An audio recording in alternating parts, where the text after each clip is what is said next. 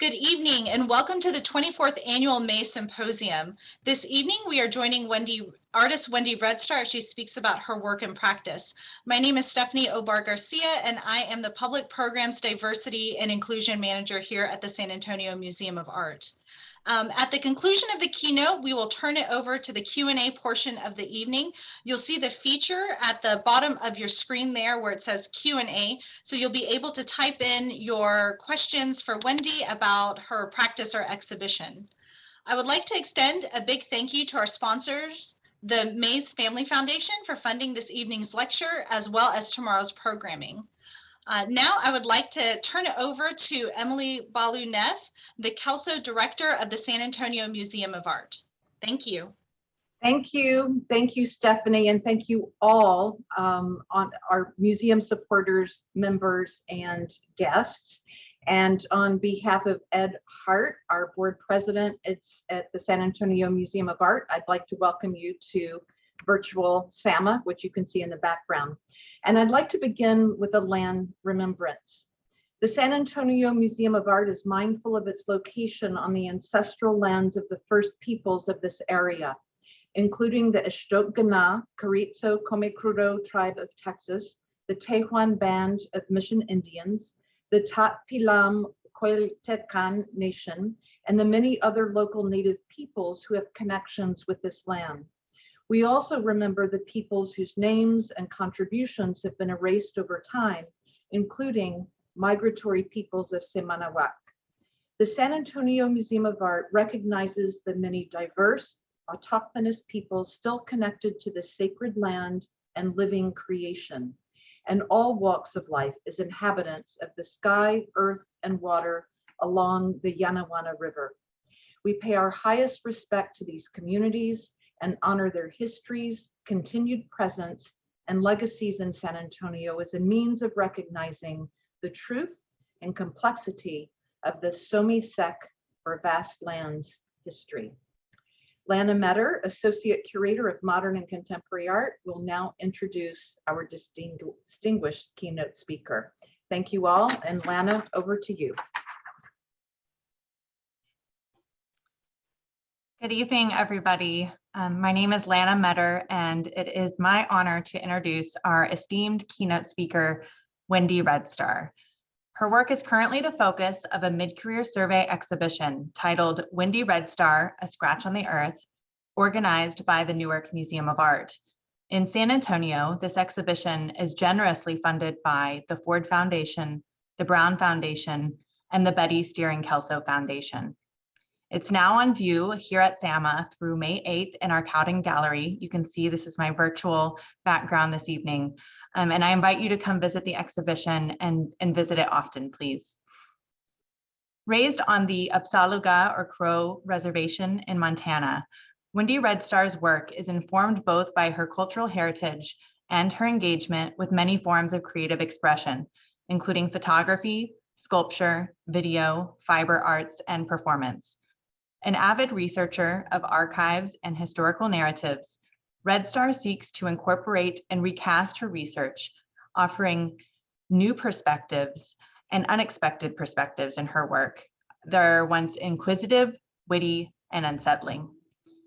Redstar holds a BFA from Montana State University Bozeman and an MFA in sculpture from University of California, Los Angeles. She's currently living and working in Portland, Oregon. Redstar has exhibited widely in the US and abroad, and her work is in the permanent collection of such notable institutions as the Museum of Modern Art, the Metropolitan Museum of Art, the Amon Carter Museum of Art here in Texas, the Denver Art Museum, the Baltimore Museum of Art, the Whitney Museum. I could go on, many, many others. I am so thrilled to have Wendy's work on view at SAMA this spring and to share her unique take on American history and contemporary art with our community. I'm so grateful to have you here with us tonight. Thank you for spending your Friday night with us virtually. I can't wait to hear what you have to say about your practice and the show. And with that, I will turn it over to you. Thank you, Lana.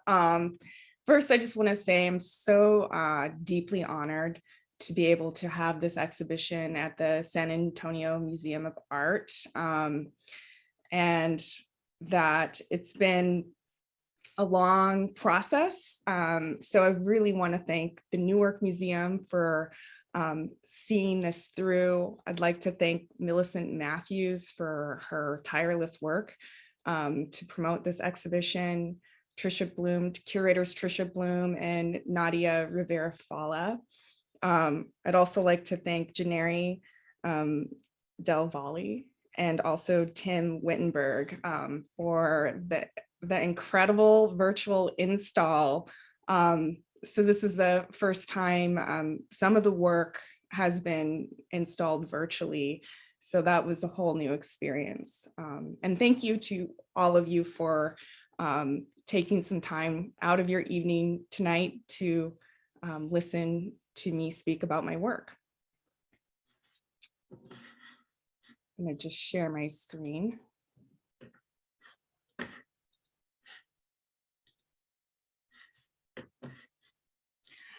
So I'm going to focus on several projects that are on exhibit, and then I'm also going to go into some of the work that I've been doing since 2020, newer work. So one of the works that you will see on display is Where They Make the Noise, Ambux Balia. And that's the literal translation of how Crows call Crow Fair. It's an annual event that we've had on our reservation in Montana since 1904. And the reason why I chose to focus on Crow Fair is because it's been an incredible source of inspiration for me. Excuse me. So a little bit about Crow Fair. So Crow Fair happens every third week in August. It's known as the teepee capital of the world. It's every Crow family, many of the Crow families participate, and they'll camp for a week. We erect teepees, so every family has a camp with teepees. And then as part of that celebration, there's a powwow, there's a rodeo, and then there's this parade that happens every morning where Crow participants ride horses and they do parade floats, and they go around the encampment, and it's open to the public. So a lot of people attend, and it's open to other tribes as well. But it was originally started as a way to assimilate Crows into farming culture, farming lifestyle. So the government had an Indian agent that resided on a reservation, and he modeled this fair after the fairs that happened in the Midwest. And so he was hoping that the Crows would come and have a competition with their canned goods and their livestock, produce, all of that sort of things, and crafts, and then they would get prizes for that. And knowing that he probably wouldn't get that much participation, he allowed the Crows to bring in some cultural components. And so one of those cultural components is the parade, and the parade where everyone could wear their finest regalia, show off their different honors or family honors. And so I decided I wanted to focus on that and create that timeline. And Crow Fair is something that I've been participating in my whole life. My grandfather was born in 1907, my grandma in the 1920s. So they both had Crow Fair in their life, their whole time, my father. And the idea came from trying to source, starting with my own photographs of Crow Fair, then into my family's archives of Crow Fair. And then I started reaching into museum archives that had photos of Crow Fair, wherever I could find them. So I did the decades of Crow Fair, starting from the earliest decade in the 1900s, and then all the way into 2010. And I first installed this work at Q Foundation in New York City. And so basically organizing photos in decades. And then the other thing I did was I would write directly on the wall, just sort of things that drew my attention. Also, I wanted to try to name as many people as possible. And then I talked about some of the significance of what they were wearing or what they were doing. This is my grandmother in this elk tooth dress right here, Amy Brightwing's Red Star. And then in the 90s, there's a ton of images of me participating and my sister, my family. This is the 80s into the 70s and 60s. And then my daughter participating in Crow Fair.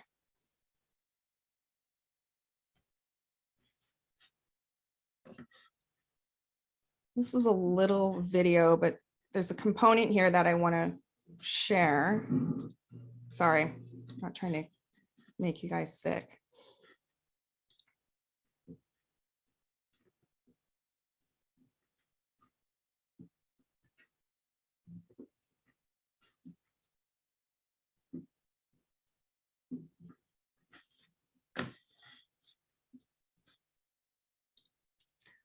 I want to pause right here on this woman. This is Winona Plenty Hoops. And I found this image of her to be very comforting to me because growing up, I would see Kalas or women of this generation, which is my grandmother's generation, dressed old school. So basically what that means is the women made their own simple dresses. They wore leather high top moccasins. They usually had a scarf over their head or around the neck and a leather belt. And so that I don't see anymore. So it's something that is gone. Men also dress like a traditional style as well. The other thing is that Winona Plenty Hoops actually pops up in the timeline again as a small child. And that was one of the most amazing things, to actually have this in physical space and then be able to interact and see various people pop up throughout the decades of Crow Fair. So let's see if I can find over here.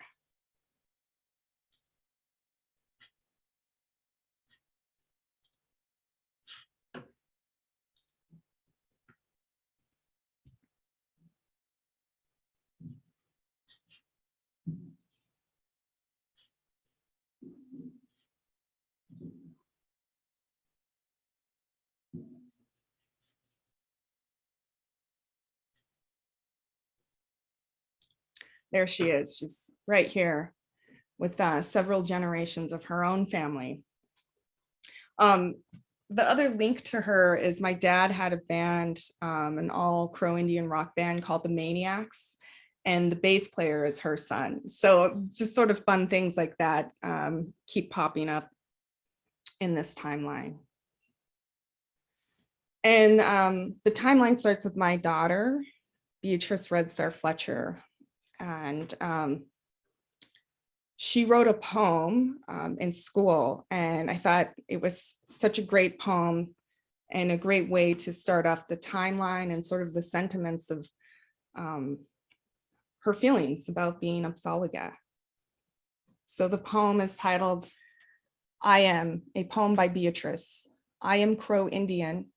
I wonder when I will learn to shawl dance. I hear the sound of the powwow drums. I see my shawl hit my elk tooth dress. I want a unicorn. I am Crow Indian. I pretend I know the next step in grand entry. I feel the beat of the hot summer sun. I touch the elk tooth on my dress. I worry that I will miss a step. I cry when the sun hits my skin. I am Crow Indian. I understand that I can't open the bundle with the rock in it. I say my crow name. I dream about riding a unicorn. I try to be the best I can be. I hope that I can dance forever. I am Crow Indian. I think she wrote that when she was about 7. She's 14 now. Another body of work that you will see is the 1880 Crow Peace Delegation, which was born out of an exhibition that I did in 2014 at the Portland Art Museum. And it was an opportunity for me to dig into this historic photograph of a Crow chief named Medicine Crow. And this is Medicine Crow, and these are the two photos. And these two photos became very important to me when I left the reservation around 18 to attend undergrad. I was in the basement of the MSU Bozeman Library, and somehow I don't know what book it was, but I was looking through it, and then these images popped up, and I was very excited. I don't think I was fully conscious of this image, but I feel like I probably saw it on the reservation. But I became like very struck by these images in Medicine Crow. And then I didn't really think too much of it. But then these two photos kept coming to me throughout my life. For instance, in the airport, there's Medicine Crow on a book. And then when I went to graduate school at UCLA, Medicine Crow was on Honest Tea. So I would go to the grocery store and get Honest Tea, and I would have Medicine Crow in my studio. And to me, it was like comforting because once I left the reservation, I've pretty much been the only Crow in whatever space I've been in. So to have him there was great. So I was really looking at it back then as like a sense of comfort. And then around 2014, there was a lot of discussion happening about the appropriation of Native American images and design. I think there were big companies like Urban Outfitters that were using Dene designs. And so I was thinking, where has that occurred within our community? And then I thought about those images again in that context. And then from there, I realized, I never ever asked any questions about those photographs. Like, well, actually what happened when you sat down and took that photo? And what I learned, and it took me on this amazing adventure and really kind of opened up my practice of digging into archives, is that it was a delegation portrait. And so this was happening quite a bit around this time period. This is in the late 1800s, 1880 is when that photo was taken. And a lot of Native leaders were going to Washington, DC to sit with the president and negotiate over their people, their land, their culture. And so that really kind of opened things up for me. And then I realized that he wasn't alone. So there were 6 other chiefs that went with him, starting from the left, that's Old Crow. Then there's Medicine Crow standing up as Two Belly. Then there's Long Horse, Chief Plenty Coup, and Pretty Eagle. And then the men in the back are interpreters. So then I looked into like why they were there, and what I learned was that the US government was going to put a train through a large tract of our hunting territory. So they went there specifically to talk about that. And in this practice, it became like a big industry of these Native delegations going to Washington, DC. So there were industries built around like through hotel services and other things that made it sort of this kind of, like I said, an industry. The photographer was Charles Milton Bell. One thing that's so important for me, especially when I'm looking at these historical photos, I always want to try to find the photographer so I can like look and see like, okay, they were looking at this dude. And it's so fascinating to me to see that. So, and then I started like looking into these chiefs. Most of the chiefs I knew or had heard about, but some of them I didn't know. Like I didn't know much about Two Belly or Long Horse. And I started really looking into their clothing. A lot of like what I've seen at Crow Fair of the men wearing, they wear components of what the chiefs are wearing. But I never ever really thought about the significance of the clothing. And basically what they're stating through their attire, through their hair, through the things that they hold, are how they became a Bajatcha, which is chief in Crow, but the literal translation is good man. And so there are 4 honors they would have to achieve that would have to be seen, and they were very difficult. So to be the first in battle to touch an enemy warrior, snatching a weapon from an enemy in hand-to-hand combat, stealing a horse from within an enemy camp, and leading a successful war party. And so with that, I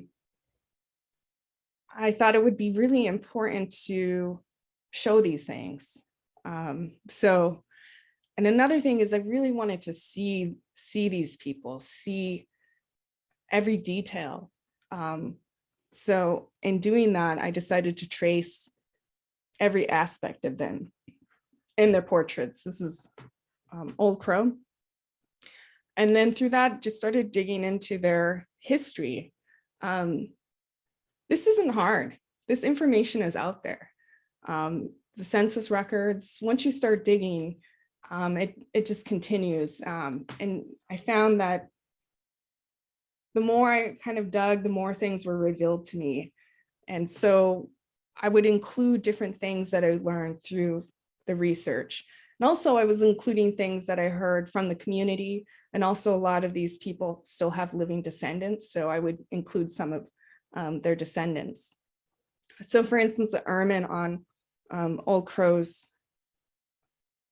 honor jacket, sure, those white long things, those represented that he captured a gun. The eagle feather in his hair is another honor, another coup. So I sort of just broke those things down. Oh, Old Crow also, so the 1880 delegation was the second delegation to go to Washington, DC, but before that, there was a delegation in 1873, and it was the first one, and he went on that trip. So he was one of the only ones in the 1880 delegation that went on the first one. This is Pretty Eagle. And through this, I learned that the Crow community has clans, and I'm in Pagan clan, and I learned, oh, Pretty Eagle's Pagan, so that would mean he'd be like a clan father to me. But through that, then I started learning these things. So for instance, when Pretty Eagle died, his body was dug up and then sold with several other Crow remains. And his remains ended up in the American Museum of Natural History for about 70 years.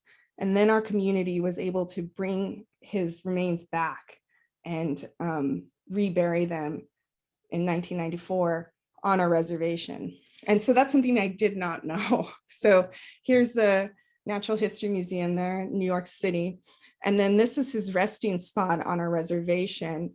And what was constructed was this teepee, the 4 foundation poles. And so I knew about Pretty Eagle Point, that's what it's called, but I didn't know like the story behind Pretty Eagle Point. So I was pretty blown away by that finding. This is Two Belly. So there is a division in the Crow community. There's Mountain Crow and River Crow. And so Two Belly was the only River Crow represented, and the rest of the men were Mountain Crows. And so you can tell a little bit, but he's totally got a different hairstyle. He's not wearing a honor jacket. He's wearing this amazing floral beaded leather jacket with otter fur trim, which was styled after the military jackets worn around that time. So in the Portland Art Museum, in their native collection, they actually have a beautiful example of this style of coat. And I decided we should include that. And the thing that I really love about the inclusion of this physical beadwork is that it really gives you a sense of the vibrancy and the color that we're missing from the lack of color technology around that time period. And you can see two belly in the back. This is Pleniku. He's our last official chief. He died in the 30s. And I have a special connection to him because where he resided on our reservation is where I grew up in Pryor. And my dad has our family ranch at the base of the Pryor Mountains. And Pleniku's home is about 5 miles away. So there's that connection for me. My grandfather actually rode in Pleniku's wagon when he was growing up. So there's another connection. And then a very special connection is that Chief Pleniku donated his land to make it a state park. It's called Chief Pleniku State Park. So I managed that park for a year, and there's his original log home cabin. There's also a visitor center that has a lot of his personal artifacts, including other communities, objects, and he's also buried there. So the interesting thing about that is when they were on the delegation trip in Washington, DC, they were there for, I think, a couple months. And so they would try to entertain them. And so one of the ways that they entertained them was they took them on a trip to Mount Vernon, which is Washington's estate. And Pleniku became so fascinated by that, really loved it, that basically that was the seed of the idea for Chief Pleniku State Park. So basically wanted a miniature Mount Vernon on our reservation, which I get a kick out of. So the right image is Mount Vernon and the left is Chief Pleniku's cabin at Chief Pleniku State Park. And then Medicine Crow. So those two images that had been following me around that whole time, I was just thrilled to see that there were a whole set of other images that I had not seen. So that was also very fascinating to encounter that. There's some things I always point out. For instance, the image on the left, you can see I've circled on the back of Chief Pleniku his hair extensions. So that was a very popular thing at that time for Crow men to wear hair extensions that were attached to the base of their head. And long hair really was about power, really equal power. So they would create these hair extensions. And the other thing I like to point out is these hair bows that he's wearing, which look like this. And it's actually broken. So it's supposed to look like this one. And that was an indication that he overcame an enemy and sliced their throats. So it's got a kick out of after learning this and then thinking about people with their honesty and all these things that they just don't even know.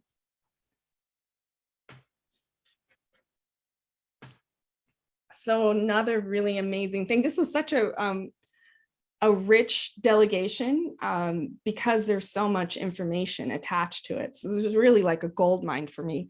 But again, part of this trip for entertainment, they took the chiefs to see one of the first circuses in the US. And there is a clerk, a government clerk, who worked on the Crow Indian reservation. And he had this habit of having Crows and other native communities that he worked at draw major accounts in their life.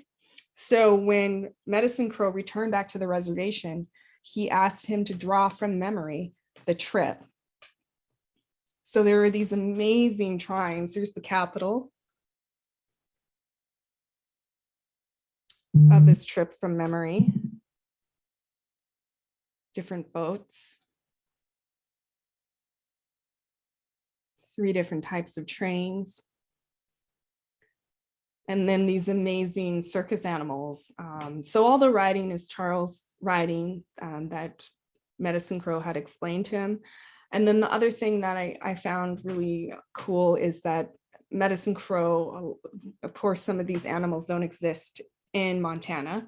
So he came up with names for them. So for instance, the peacock is Wondertail, comes from above.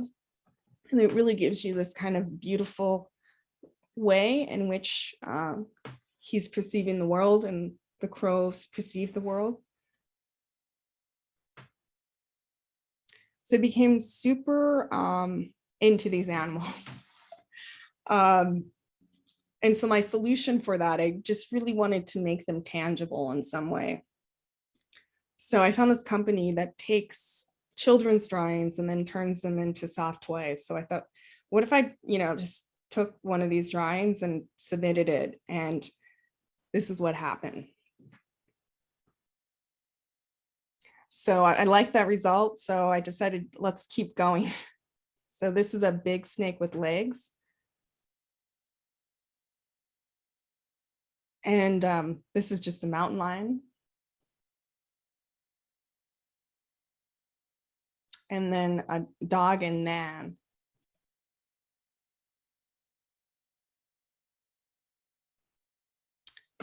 And I love this one because all of this is from memory. And the fact that on this one, Medicine Crow forgot that the zebra had stripes and gave it dots instead. All of those things are so fascinating. If you want to read more in depth about this particular trip, I co-wrote a piece for Panorama with a curator named Shannon Victoria, who works out of the Met. And so we digged in deeper. We discovered more images that happened sort of throughout the trip. So it's a good read. And then this work is also on exhibit as well at Mass MoCA and Kids Space.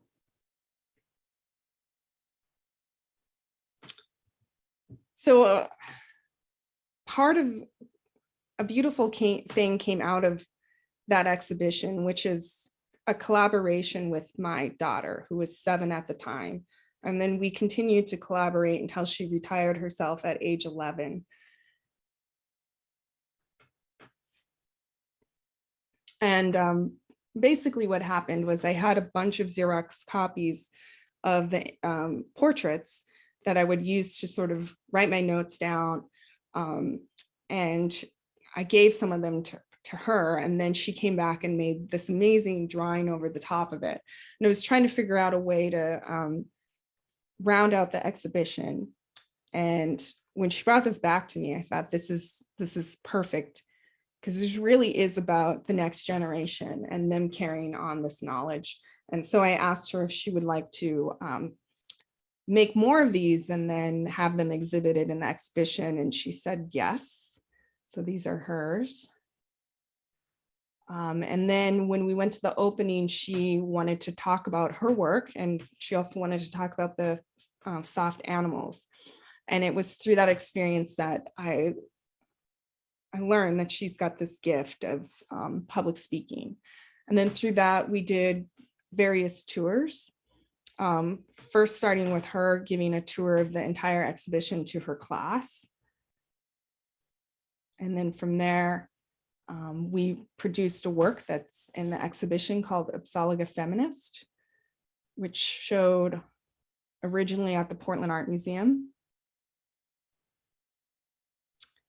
And in this, we created 4 portraits of us in our living room on our IKEA couch.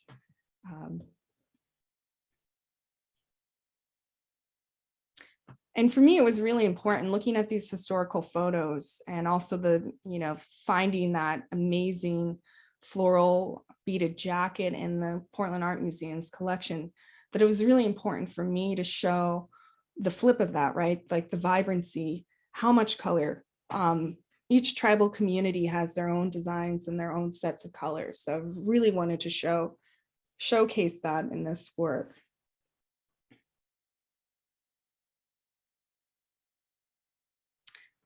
And then here is Beatrice giving a tour of that work. And behind me is Let Them Have Their Voice. It's a grid of 15 portraits of Crow chiefs and warriors, scouts, that Edward Curtis took in the early 1900s.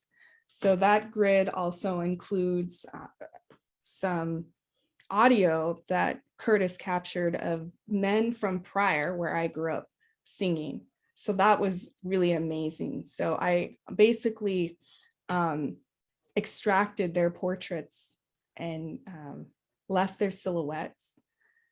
And what you're left with the silhouettes, but you're left with their voice in return.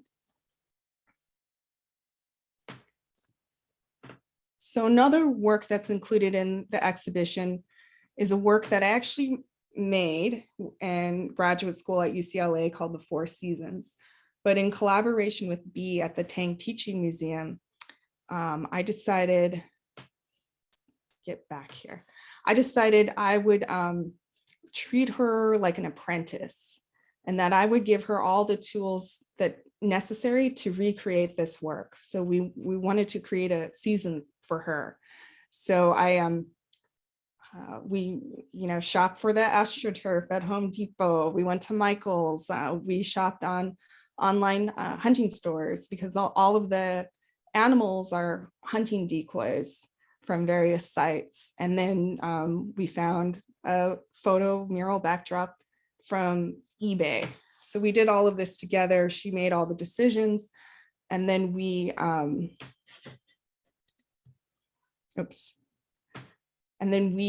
set it up. So this is how it started. This is how it ended. So she really got kind of the full experience. But in this, what ended up happening when we opened it to the public, Beatrice became the photographer and the audience became the subject. So this is B in action.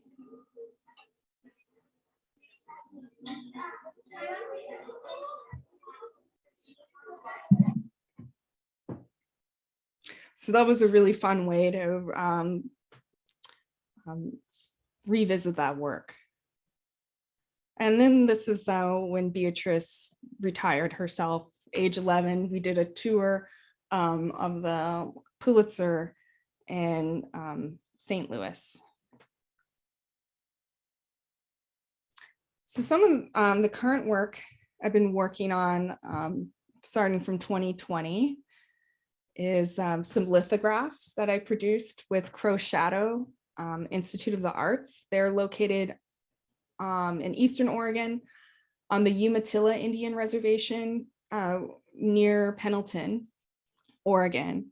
And they were started by this amazing artist, James Lavador, who is Umatilla. And he just had this brilliant idea of wanting to bring a master printmaker and create a residency in which they would bring in outside artists, and then the community would have an opportunity to meet these artists. Artists would have an opportunity to meet the community and produce amazing prints with a master printmaker. It's one of my favorite residencies. I think not only every time I go there, there's some incredible discoveries that happen, but I feel so at home there because it reminds me a lot of my reservation in Montana. So it's sort of nice to just be able to drive 3 hours and get a little hit of home. So this is 4 generations. So it's a photo of my daughter, my father, Wallace Red Star Jr., myself, and my grandmother, Amy Brightwings Red Star. I'm really into genealogy. So I wanted to make works that included some of my ancestry. So this is my great-great-grandfather. His name is Dust. And this is my great-great grandma. Her name is, her Crow name, the literal translation is Her Dreams Are True. And her English name is Julia Bad Boy. And there's an amazing story attached to her. I'd actually seen images of dust probably in my teens, but I'd never knew that Julia was my great grandma until I did a artist residency at the Smithsonian Artist Research Fellowship. And I concentrated some of my time at the National Museum of the American Indian, and I was in their material objects, looking at Crow objects, and they have a whole database. So I called up my dad and I was like, give me some names of people in our family. And he gave me some names. And then out of those names, we're able to find like over 100 objects that were directly biologically related to me that I could go and physically touch. So with those names, then I started looking at photos of crows, and I was just thumbing through, and then I saw this name, Her Dreams Are True. I said, wait a minute, that's my great grandma. And this was the image. So this is this amazing discovery. So she's also in my living room. So I had a picture of her by another photographer. And that was crazy because she's been in my living room for a while. So I really feel like it was meant to be, her presence in my life. So at the beginning of 2021, all the years are kind of blurring together. I produced this work based off of these photos that were taken at the 1898 Indian Congress. So it was in conjunction with the Trans-Mississippi Exposition that happened in Omaha, Nebraska. And there were over 30 Native nations, and one of those Native nations was a Crow delegation that came. And Frank Reinhardt was the photographer. And I worked with, these are some of the images. The image on the left is the exposition, some of the displays. So it was their World's Fair, basically. And then they had like a Indian camp. So that was sort of like the living zoo aspect of how those world fairs worked. So Frank Reinhardt was actually the chief photographer. So he went and he took photos in the field, and then he also invited a lot of the Native people to come and get their portraits taken. And so I worked with, I think it's jumping ahead, maybe not. I worked with the Omaha Public Library, who has a giant selection of Frank Reinhardt's portraits of the Indian Congress, and meticulously cut those out. Because the thing I was fascinated by was over 500 Native people in one place. And I wanted to know what that would feel like. And then the other interesting connection that I found was that actually a year after that took place, Frank Reinhardt actually came to my reservation where I grew up, like 2 miles away from where I grew up, to the Pryor Mountains and photographed my community there. So there was this interesting connection. So actually, this is my dad, and this is him pointing to the spot where Frank Reinhardt photographed. And here are some of those historical images.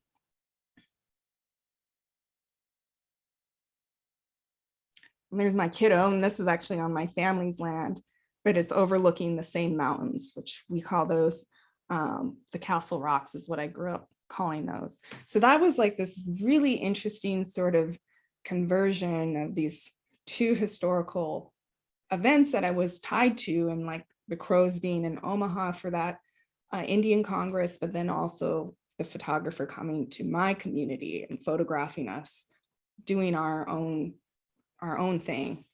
So I wanted to marry that whole concept and produced this installation. And then the back is the only photograph that I took, which is of that spot where Frank Reinhardt was photographing.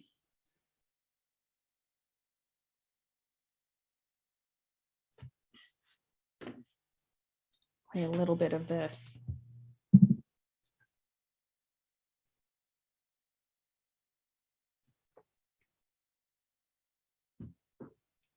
That's White Swan. He's Crow, and he's been coined as the first Crow Indian artist. So there are a lot of his drawings in different museum collections.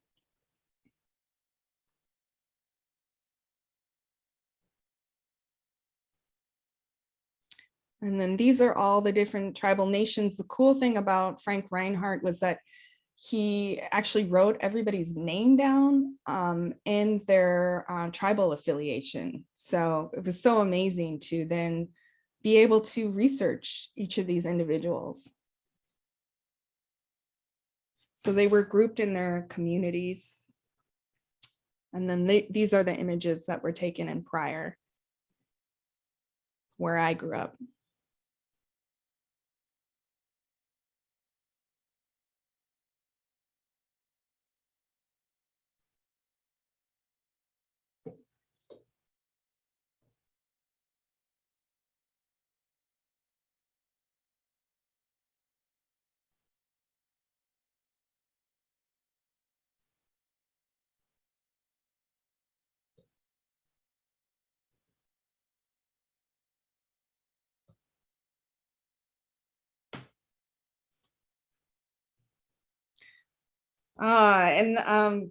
I guest edited an issue for Aperture that came out in 2020, and it was the first issue that was produced fully during the pandemic. It was an amazing experience for me to focus on Indigenous artists who utilize photography. So that is actually out as a publication, but we are now traveling this some of the artists in this magazine as an exhibition called Native America in Translation, and it's currently up at Princeton University, and we'll travel from there. And then the last thing I wanted to show was this war bonnet that my family used for parading. And actually the original war bonnet was conceived by my granduncle, Clive Duss Sr. And I actually have his Crow name. His Crow name is Ba-Edi-Cha, and means one who is talented. So he was always very creative and came up with these really amazing cultural ideas for our family. And he had this dream about making a giant war bonnet that then they would know when we were parading at Crow Fair that the Red Stars were coming. So that was originally like made in I think the 90s or late 90s, and it was made from cardboard and it started breaking apart. So I remade it, and then we paraded with it. These are 13 girls in this parade float, my daughter included. And so I was just in the Armory last year, and wanted to recreate this truck with War Bonnet on it. And the booth was called A Float for the Future. And surrounding that sculpture were different car floats from Crow Fair. And the cool thing about the car floats is basically they're dressed up exactly how you would dress a horse. So I really love thinking about that sort of transition from Horse Nation into like car culture, but still keeping the symbology. So thank you.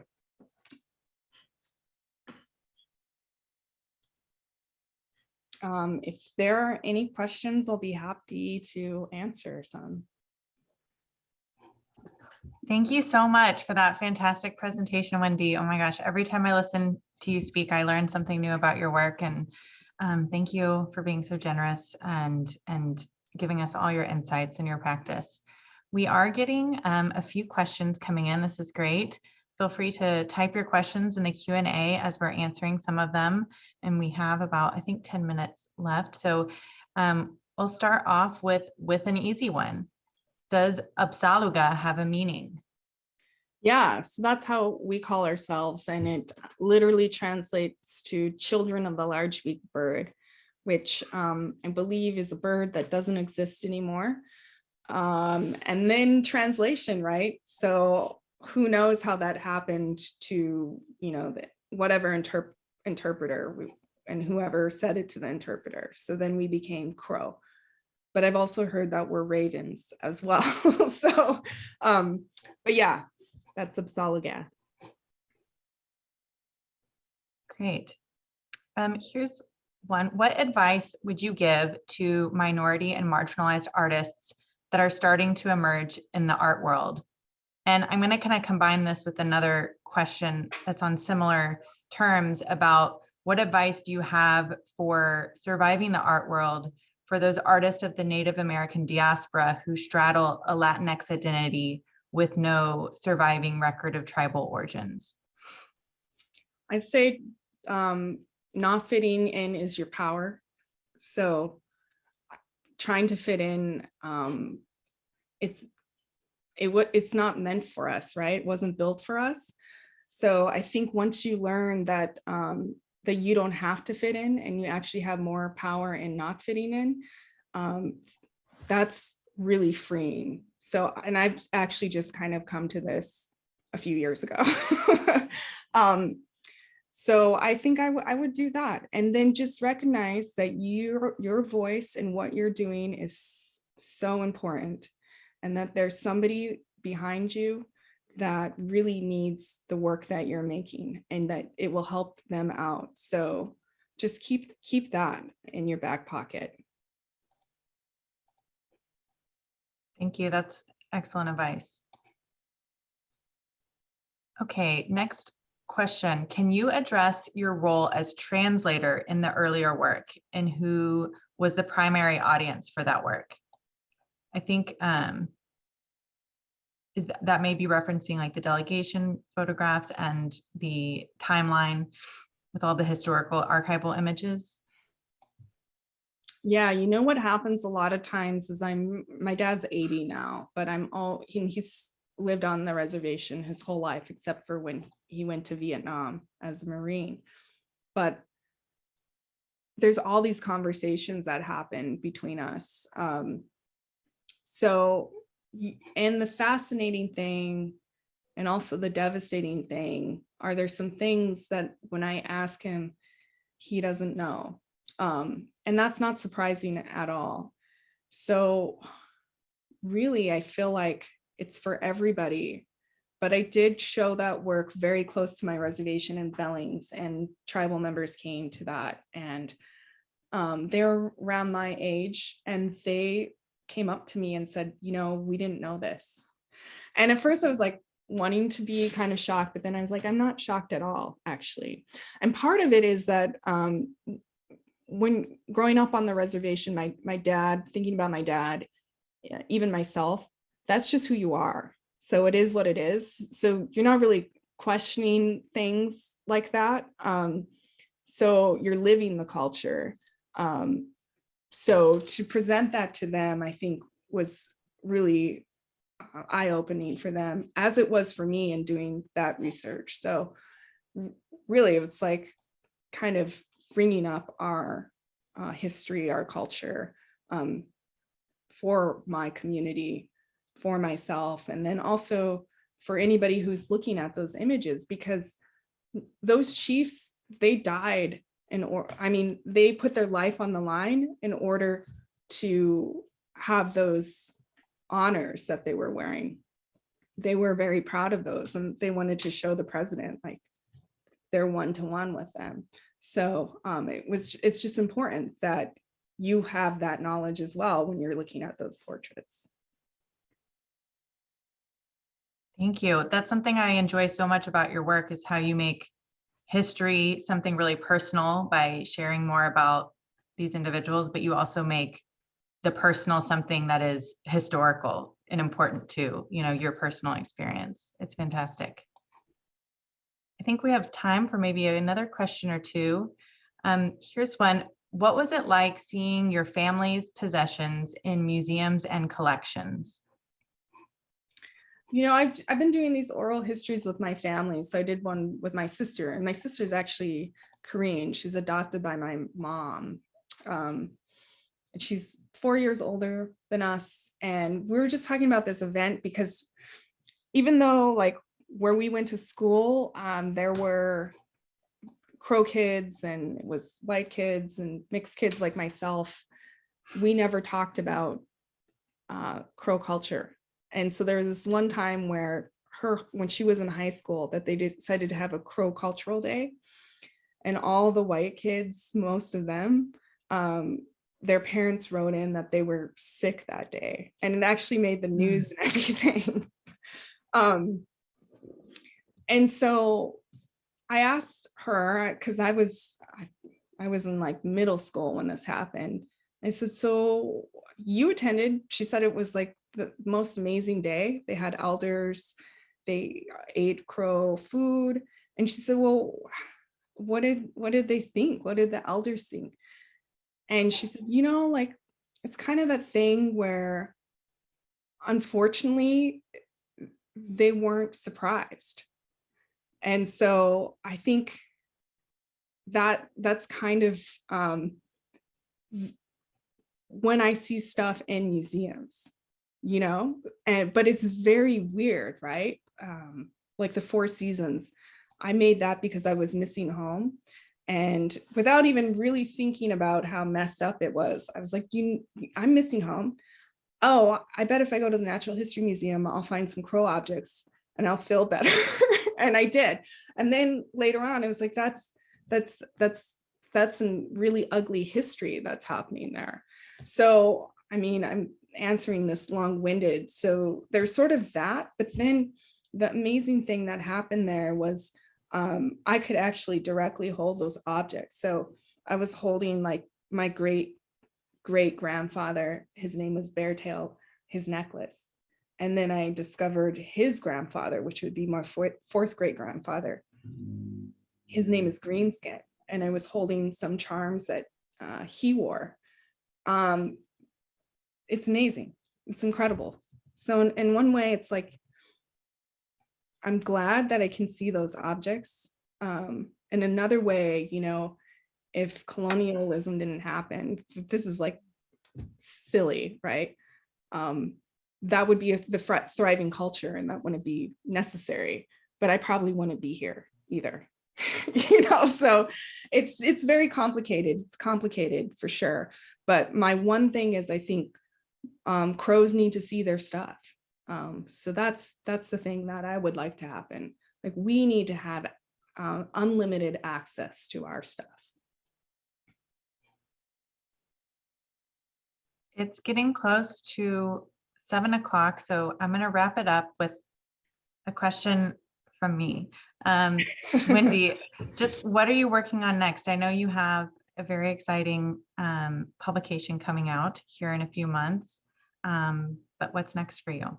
Yes, so I have my very first monograph with Aperture. So that will be coming out this spring, I think around June. Aperture has been amazing for me. And then I'm deep into finalizing an exhibition at the Anderson Collection, which is located at Stanford University. And so I was really focused on Stanford, Leland Stanford, and his funding of the railroad and Manifest Destiny. So there's a big project that's around that entire history that will open in April. That's exciting. And I cannot wait to see that Aperture monograph. It's going to be a gorgeous publication, I'm sure. We've had so many fantastic comments here in the chat. People are really enjoying this talk, and we're also grateful for you spending your time with us tonight. Thank you. Such an honor. Yes, thank you so much, Wendy. And thank you to our audience at home that has joined us this Friday evening. What a wonderful presentation and a great way to spend a Friday. For those of you that have purchased a hybrid ticket that joined us tonight and that will be joining us in person tomorrow, we'll see you at SAMA tomorrow at 9 a.m. And for those virtual attendees, the program will begin and be live streamed starting at 9:30 a.m. So thank you so much. It is 7 o'clock now, so we ended right on time. Great timing. So thank you all so much, and everybody have a great rest of your evening. Thank you.